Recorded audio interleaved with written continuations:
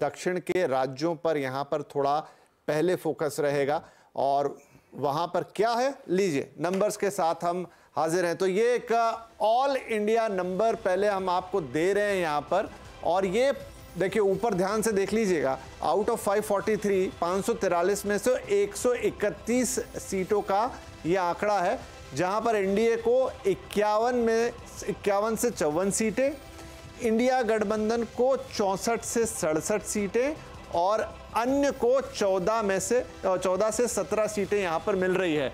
तो ये न्यूज़ 18 पोल हब से ये जो पहला आंकड़ा सामने आया है, आपके लोअर फ्लैश पे भी है, 131 सीटें out of 543, NDA 51 to 54, India 64 to 67 और अन्य में 14 से 17। अब क्योंकि हमने कहा कि यहाँ पर ये दक्षिण की तरफ है हमारा पूरा फोकस, तो इसमें पुडुचेरी की एक सीट जो शामिल है, अगर हम वहाँ की बात करें तो वहाँ 40 सीटों में से, ये तमिलनाडु की तस्वीर है पूरी, अब तमिलनाडु पे हम बता रहे हैं 40 सीटों में से 40 सीटों का, और जिसमें पुडुचेरी की एक सीट भी शामिल है। यहाँ पर एनडीए को 1 से लेकर 3 सीट, इंडिया गठबंधन को 36 से लेके 39 सीट और अन्य के खाते में 2। तो ये दक्षिण का पहला बड़ा राज्य तमिलनाडु, जहां की ये तस्वीर है, वहां एनडीए के खाते में 3 सीटें आती हुई दिख रही हैं। केरल में भी एनडीए खाता खोलती हुई दिख रही है, यहां पर 1 से 3 सीटें एनडीए के खाते में जाती हुई दिख रही है, इसमें लक्षद्वीप की एक सीट शामिल है। इंडिया गठबंधन को यहां 15 से 18 सीटें, जबकि अन्य को 2 से 5 सीटें मिलने की बात है। वो पहला जो नंबर था 131 सीटों का, भी उसका बाइफरकेशन दक्षिण के राज्यों से चालू किया है।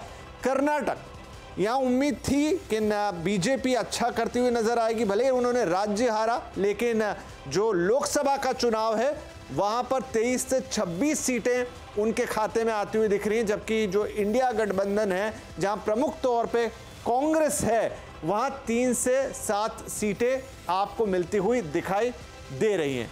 आंध्र प्रदेश में क्या हालात है, देखिए यहाँ पर भी एनडीए को 19 से लेकर 22 सीटों तक का प्रोजेक्शन है कुल 25 सीटों में से, जबकि अन्य के खाते में 5 से 8 सीटें आ रही हैं।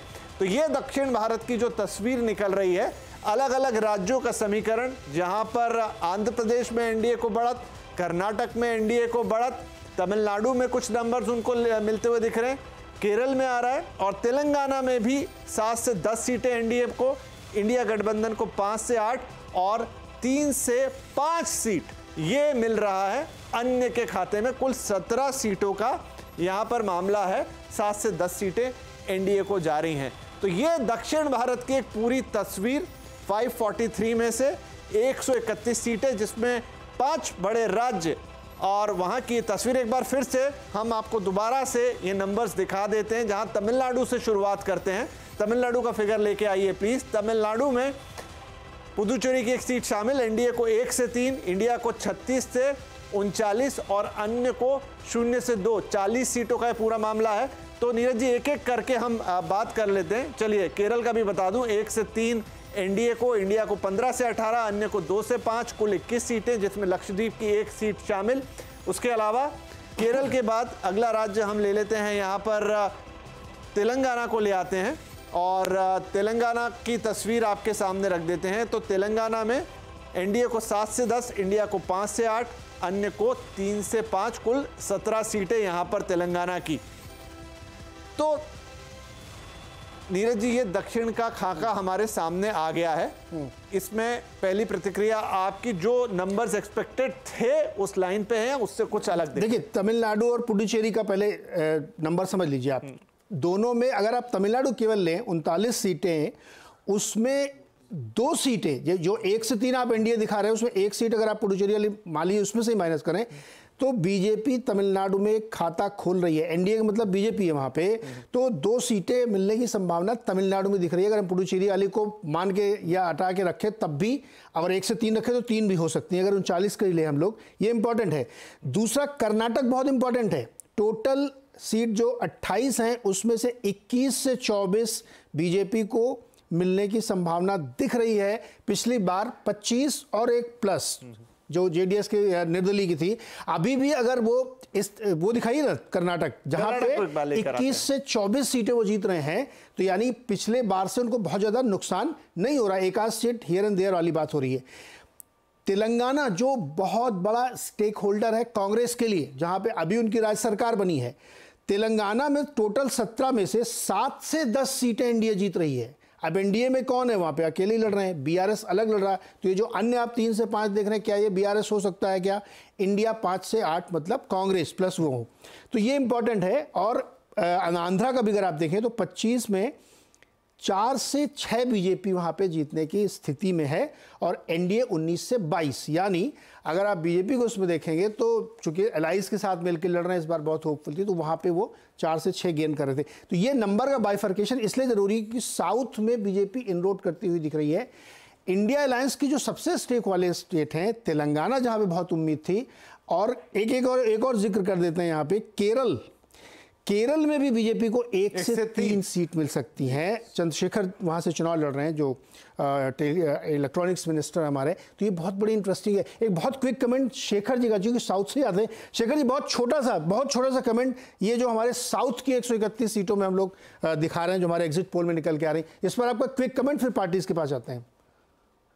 जी बिल्कुल, देखिए तमिलनाडु में कोई ज्यादा आश्चर्य नहीं है कि बीजेपी का खाता खुलने की संभावना है, और तेलंगाना मुझे सबसे बड़ा आश्चर्य लग रहा है, क्योंकि अभी अभी कांग्रेस सत्ता आने के बाद इस तरह की बड़े चेंज वहां पे आना मुझे बड़ा सरप्राइज लग रहा है। क्योंकि पिछले चुनाव में बीजेपी को 4 लोकसभा सीटें थी, वो जाके 10 की दिखा रहे हैं। और केरल के लिए मुझे एक कमेंट करना है कि देखिए, वहां पे वामपंथी और कांग्रेस अलग अलग लड़ रहे हैं, वहां पे कोई इंडिया अलायंस नहीं है। तो इसीलिए हमें थोड़ा समझना पड़ेगा कि जो केरल की फिगर्स है, उस केरल के फिगर में वामपंथी फ्रंट जो है उसका कितना मिला है, और जो यूडीएफ जो कांग्रेस के नेतृत्व में जो फ्रंट है उसकी क्या फिगर्स है। Okay, interesting. अच्छा, पार्टी की राय ले लेते हैं इसमें। कांग्रेस की राय पहले ले लेते हैं इसमें। अनिल जी, क्या प्रतिक्रिया आपकी, खासतौर पे कर्नाटक और तेलंगाना में?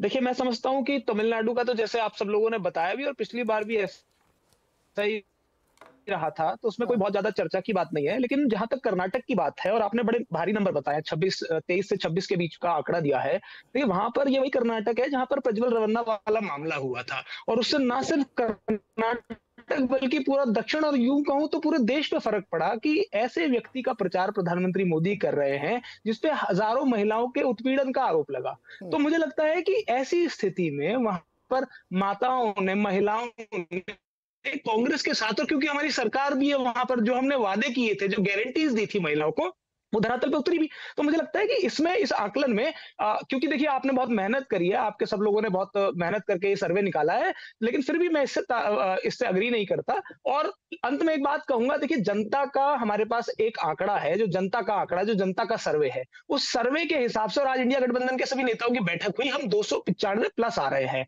मैं आपके इसका सम्मान करता हूं, लेकिन मैं अग्री नहीं करता इससे। अच्छा, थोड़ी देर रुकिए, अभी जब पूरा नंबर आएगा तो 295 वाला भी हम लोग टेस्ट करेंगे। लेकिन धनंजय जी के पास चलते। धनंजय जी, आपके लिए अच्छी खबर है, हमारे एग्जिट पोल के हिसाब से आप तमिलनाडु में एनरोड कर रहे हैं अच्छे से, केरल में कर रहे हैं, केरल में करना बहुत बड़ी बात है, आप वहां पे एनरोड करते हुए दिख रहे हैं।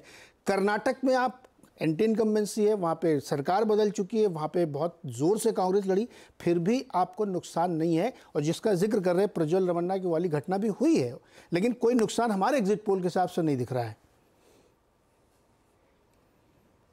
देखिए, देश की जनता को और कर्नाटक की जनता को पता चल गया कि गारंटी, कांग्रेस जिसकी खुद की वारंटी समाप्त होगी, उसकी गारंटी का क्या मोल। और कांग्रेस की जनता और कर्नाटक की जनता